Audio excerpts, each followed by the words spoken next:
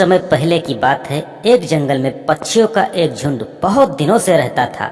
उस झुंड में सबसे छोटी चिड़िया थी जो दिखने में बहुत ही प्यारी और सबसे तेज थी। उस नन्ही चिड़िया का नाम था पायल।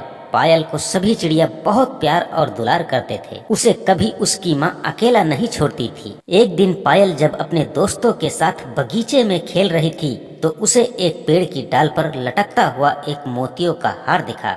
वो हार बहुत ही सुंदर और कीमती था। पायल को हार देखकर रहा नहीं गया। उसने तुरंत उड़कर उस हार को अपने गले में पहन लिया। पायल के गले में हार देखकर उसके अन्य पक्षी साथियों ने खुशी से झूमना शुरू कर दिया और सबने एक ही बात कही, पायल, ये हार तुम पर बहुत अच्छा लग रहा है। ये हार आपके गले में देखकर आपकी माँ भी बहुत खुश होगी। पायल तुरंत अपनी माँ के पास गई और मारे खुशी के माँ से कहा, माँ देखो ना, ये हार मेरे ऊपर कितना जच रहा है।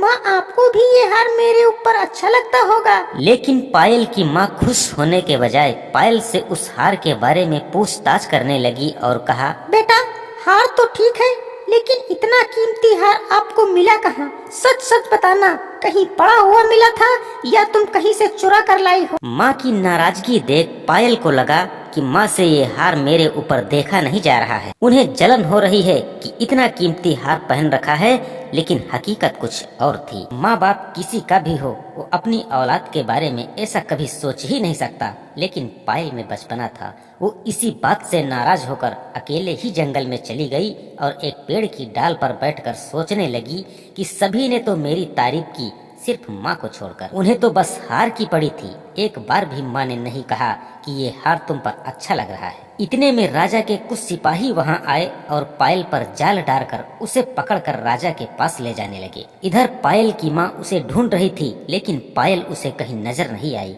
वो परेशान थी कि आखिर पायल गई तो कहाँ। उधर राजा के सिपाहियों ने पायल को राज दरबार ले आए। पायल वहाँ अपने आप को अकेला पाकर घबरा रही थी। पायल की समझ में ये नहीं आ रहा था कि मुझे यूं दरबार में क्यों लाया गया है। तभी उन सिपाहियों में से एक सिपाही ने कहा, हुजूर, ये है वो रानी साहिबा का हार चोरी करने वाली चिड़िया। राजा ने कहा, तुम्हें कैसे मालूम हुआ कि ये चिड़िया ही चोर है? सिपाही ने बताया कि राजन, हम लोग चोर को ढूंढते ढूंढते जंगल में पहुंच गए थे। तभी मैंने देखा कि एक पेड़ पर चिड़िया रानी साहिबा का हार अपने गले में पहने हुए मजे से बैठी हुई थी। तब हम लोगों ने इसे पकड़कर आपके सामने पेश किया है। राजा गुस्से में पायल से बोला, क्यों रे मूर्ख चिड़िया, तुम्हारी इतनी हिम्मत कि तुमने मेरी रानी का हार चुराकर उसे खुद पहनकर घूम रही हो? पायल घबराते हुए कहा, राजा साहब, मैं निर्दोष हूँ। मैं ये हार चुराया नहीं है, बल्कि एक दिन मैं अपने साथियों के साथ एक बगीचे में खेल रही थी तो अचानक मेरी नजर एक पेड़ की डाल पर पड़ी जिस पर यह चमकता हुआ हार लटका हुआ था। मैंने कोई चोरी नहीं की है राजन, मैं निर्दोष हूँ। राजा गुस्से में आकर चिड़िया को तुरंत ही प्राण दंड देने का हुक्म दे दिया। पायल ने सोचा, सच बोलने पर भी कोई मेरी बातों पर यकीन नहीं कर रहा है, क्यों न एक बार माँ की बताई हुई बात को ही आजमा ले।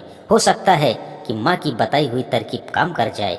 माँ हमेशा कहा करती थी कि मुसीबत के समय हिम्मत और बहादुरी से काम लेना चाहिए। आज लगता है कि डरने से प्राण बचेंगे नहीं। पायल हिम्मत बांधते हुए राजा से कहा, राजा साहब, हार तो मैंने चुराया नहीं है, लेकिन जिसने ये हार चुराकर मुझे दिया है उसका नाम मैं जरूर बता सकती हूँ, और वो व्यक्ति अभी यहाँ दरबार में मौजूद भी है, और वो मुझे चुप रहने के लिए मुझे घूर भी रहा है। राजा ने पायल से कहा, कौन है वो शख्स और तुम्हारे पास सबूत क्या है कि चोरी उसी ने किया है? पायल ने कहा, राजन, वो व्यक्ति जब राजमहल में हार चोरी करके छुपा रहा था तो मैंने उसके सर पर एक पंख गिरा दिया था, और वो पंख अब भी उसके सर पर ही है। सबने अपने सर पर हाथ फेरने लगे। इतने में ही एक व्यक्ति दरबार से भागने लगा। सबने उसको पकड़कर पूछा, आखिर तुम दरबार से अचानक भागे क्यों? राजा ने तुरंत सैनिकों से कहा, अभी इसी वक्त इस चिड़िया को आजाद कर दिया जाए। ये सच कहती है, चोर वो नहीं, असली चोर ये है। इसीलिए कहा जाता है कि जहाँ बल काम न करे वह बुद्धि से काम करना चाहिए, और जहाँ बुद्धि भी काम न करे वह माँ बाप की बताई हुई बातों का इस्तेमाल करना चाहिए। जीवन में कभी मुसीबत आ ही नहीं सकती। बच्चों, इस कहानी से हमें ये सीख मिलती है कि माँ बाप हमेशा बच्चों के लिए उसकी भलाई ही सोचते हैं, पर बच्चे जब तक किसी मुसीबत में पड़ नहीं जाते अपने माँ बाप का प्यार समझ नहीं पाते।